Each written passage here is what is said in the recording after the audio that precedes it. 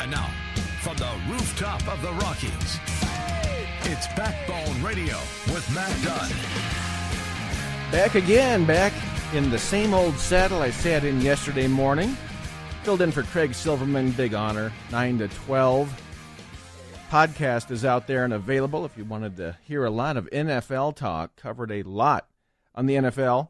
We'll do a little bit tonight, not nearly as much, because I think the issue, dare I say it, seems to have come and gone. I would say that Trump is declaring victory on this one. Apparently last week there was around 200 athletes kneeled during the national anthem. And this week we're down to 11 so far. That is so far, I would hasten to point out. But all the Broncos standing, according to the Denver Post. We went from 32 kneeling to all standing. Looks like the decision has been made to honor America's national anthem. There might be a few other issues that are swirling underneath all that, but looks to me like Trump is declaring victory, and Trump has said that he's happy to see the athletes standing, the NFL athletes standing before the national anthem and during the national anthem. And so I think that's a way for Trump to not rub it in. He's not going to go there. He's not going to keep pressing on this because he really could turn the screws on the NFL if he wanted to. The NFL is really suffering right now. The ratings are down. They're offering refunds over at DirecTV. Merchandise is slipping in its sales. A lot of Americans very angry about all this, but I think he's going to ease off and look a little magnanimous, I think, in the process.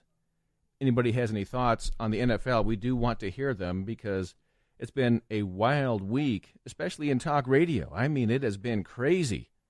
The amount of phone calls, the amount of intensity and heat and passion on this one, and pretty much uniform, I would say it's, at least on talk radio around here, 90-some% in favor of what President Trump had to say. Some say, well, his rhetoric was a little too harsh, but they agree with him.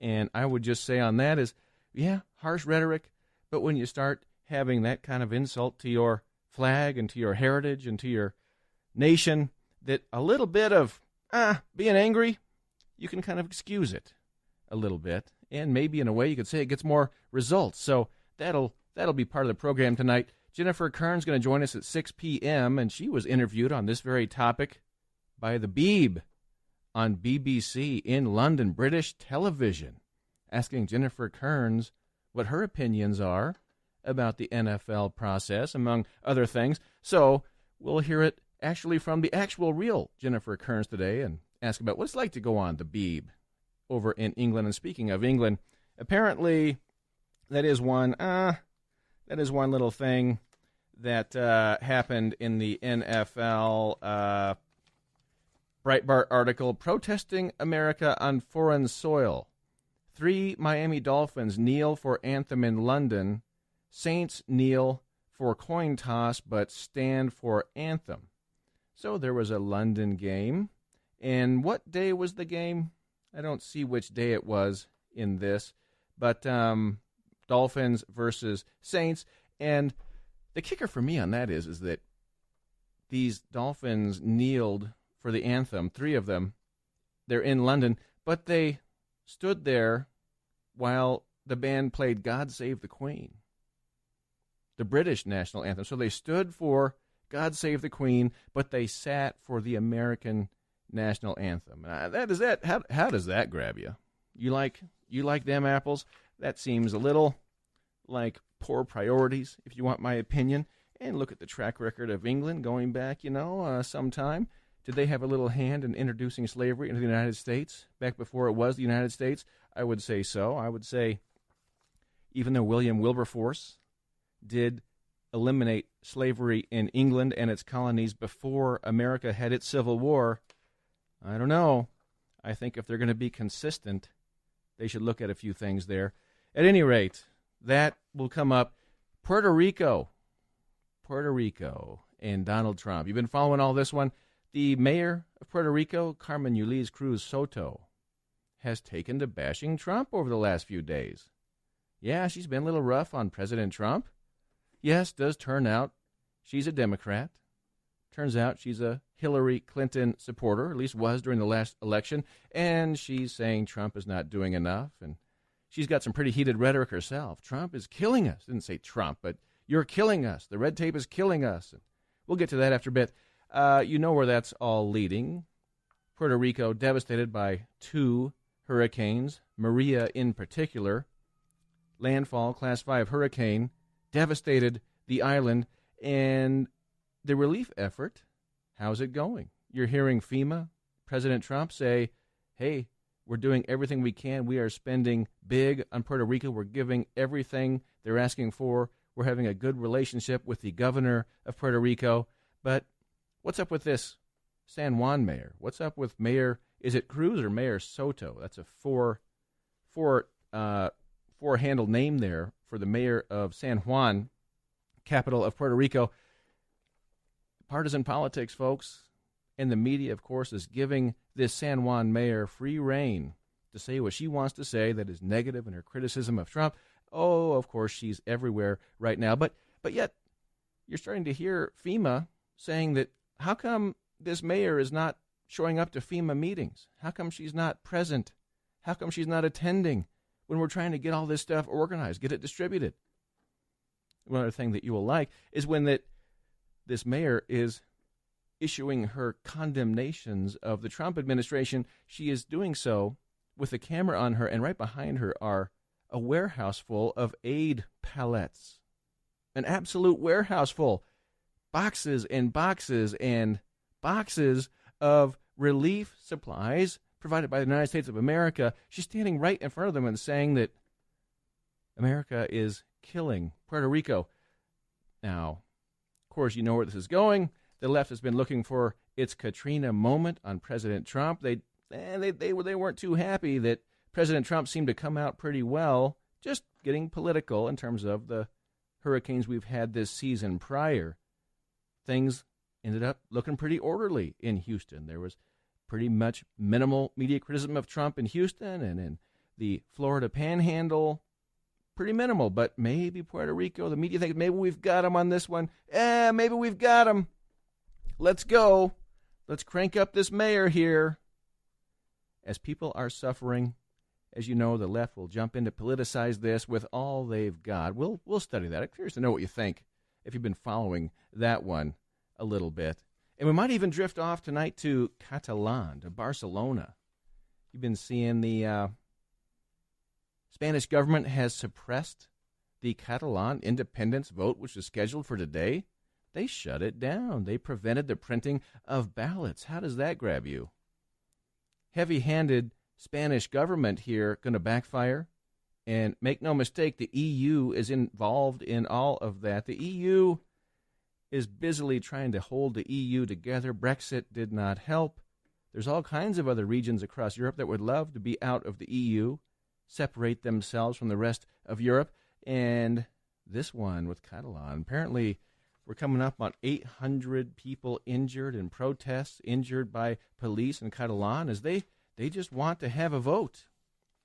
What do you think of that one? Ladies and gentlemen, by the way, did you see any of the Sunday shows? Of course, John Kasich out there doing his bashing of Trump and the Republican Party and all that, even going so far as to say he might want to leave the Republican Party. He might be out the door. And would you miss John Kasich if he was not a Republican? Wouldn't that hurt? Oh, he might be out the door. Paul Ryan on Face the Nation, interviewed very sympathetically by John Dickerson on Face the Nation Sunday show. And Ryan said that, well, Trump is learning. And he's learning how to be inclusive of people because Ryan is the expert. Ryan knows all. He is the Beltway veteran, and he's been a master at repealing and replacing Obamacare and getting the tax overhaul through and everything else. Yeah, Ryan is the master. He doesn't have to learn anything, but Donald Trump has to learn.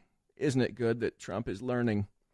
Thank you, Paul Ryan, for that. We'll study that a little bit. And we'll go into the Trump economy also. You hearing much about the numbers?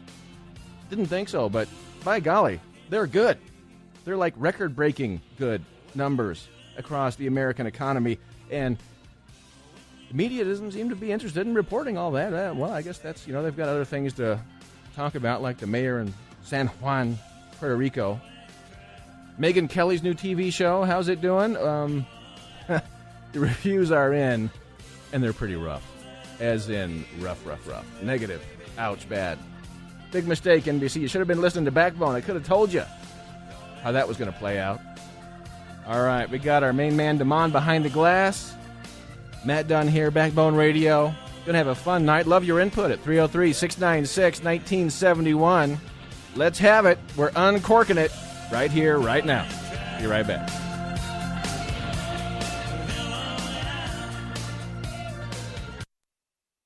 News Talk 710, KNUS. Hi, it's Mike Gallagher. I've been telling you about Relief Factor for about 6 months now. I've been using Relief Factor for a lot longer than that. Just like you, I've heard about Relief Factor on the radio, and I simply had to try it because I had hip and knee pain that wasn't going away. Well, it worked for me in about 2.5 weeks, so I asked them if I could endorse the product. That's a true story. Now I'm hearing from listeners everywhere, like Tim from Pennsylvania, who wrote, pain I had lived with for 3 to 4 years has completely disappeared. After 2 months of Relief Factor, it has totally vanished. I'll be 72 in March, and I feel at least 10 years younger. It's great to be pain-free again. It sure is. If you're struggling with ongoing back or neck pain, shoulder, hip, knee pain, general muscle aches and pain, do what I did. Go to ReliefFactor.com, order their 3-week quick start for just $19.95. Try it for 3 weeks, $19.95. ReliefFactor.com. That's ReliefFactor.com, or call toll-free 800-500-8384, 800-500-8384. Have you ever thought you'd like to buy and sell houses but didn't know how or where to begin? Do you fear your job is in jeopardy, or is your business income reduction keeping you awake at night? We're in the best time in 25 years to make a fortune in real estate without using your money or credit. My name is Ron LeGrand, and I've taught 500,000 people to do just that and personally bought hundreds of houses myself. If you'll call 800-473-7178, 24 hours, and leave your information, I'll send you the first 500 callers my hot new CD, Foreclosure Fortunes, and my best-selling book to help you get started absolutely free. I'll show you how to build a 6-figure income part-time with no previous experience and no license, even if you're a busy professional. Call 800-473-7178, 24 hours, and get my new book and CD. That's 800-473-7178. Take your life back and make this your best year ever. Call 800-473-7178. Hi, it's Peter Boyles. Ever wonder what the valuables you have are worth that are just sitting in your basement, the old jewelry box? Stop in and see my good friend David Ellis in Cherry Creek. Get instant cash, paid on the spot, those valuables you don't need anymore. David will beat any offer. He pays the highest prices in town for your gold, sterling silver, diamonds, your coins, your antique jewelry, wedding bands, Rolex watches. You could be sitting on a fortune. David will evaluate all your valuables for free. Your evaluations are quick and confidential. Park and walk in. Looking to buy a gift for somebody you really love? See David. Best prices on diamonds and jewelry. Located in Cherry Creek, 2640 East 3rd Avenue, 3rd and Clayton in Cherry Creek, or 303-322-8779. See David Ellis make money on the stuff that's been sitting in your storage. 3rd and Clayton in Cherry Creek, 303-322-8779. Instant cash on the spot for your valuables. See David Ellis in Cherry Creek today. Treasure hunting for a great happy hour can be a perilous adventure in the mile-high seas. Fire in the hole! There'd be mutiny on board if me buckos didn't port at the Black Pearl Oyster Bar at the Fresh Fish Company for happy hour. Pirates need appetizers too, you know. Incoming! And here's the real scuttlebutt for you. You can cast off all those other happy hours in town. The Black Pearl Oyster Bar hosts the finest happy hour. Monday through Thursday, 4 p.m. to 10 p.m. Friday, 4 p.m. to 6 p.m. and 8:30 p.m. to 10:30 p.m. And Saturday, 3 to 5 p.m. There's always dollar oysters and over 20 appetizers, including me personal favorite, Black Pearl pizzas and pirate sliders with Angus beef, crab cakes, or jerk chicken, and great drink specials that won't pillage your wallet. Oysters, clams, crab, mussels, and shrimp are just the start for the best seafaring menu of appetizers in Denver. Get your ship headed to Tiffany Plaza, just east of I-25 on Hampton, inside the Fresh Fish Company. See the full menu of grub and grog at thefreshfishco.com. This is Backbone Radio with Matt Dunn. News Talk 710 KNUS.